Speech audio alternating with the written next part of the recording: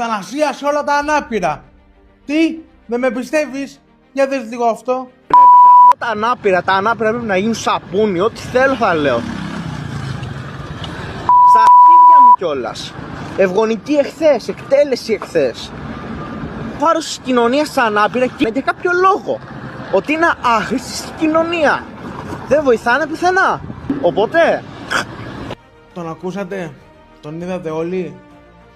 Δυστυχώς αυτή τη φορά δεν μου βγαίνει ούτε μισή λέξη να διακομωδήσω όλο αυτό το πράγμα όπως κάνω συνήθως. Και ξέρετε ποιος είναι ο λόγος?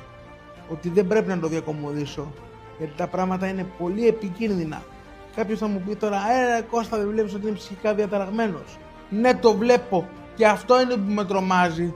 Ότι έχουμε γεμίσει θύματα από ανθρώπους ψυχολογικά διαταραγμένους που ποτέ κανείς δεν τους πήρε στα σοβαρά. Εδώ βλέπουμε ένα βίντεο το οποίο είναι ανεβασμένο στο διαδίκτυο με το πρόσωπο αυτού του ανθρώπου, έστω και με ψευδόνυμο, που βλέπουν μέσα πιτσιρίκια που τώρα διαμορφώνουν χαρακτήρα να κάνει την κίνηση της σφαγής για τα ανάπηρα άτομα.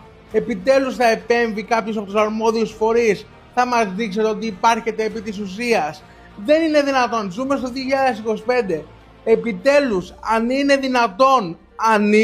δυνατόν, κάντε κάτι πριν ακόμα είναι αργά. Σου φαίνεται ακίνδυνος, σου φαίνεται ότι δεν είναι καλά στα μυαλά του.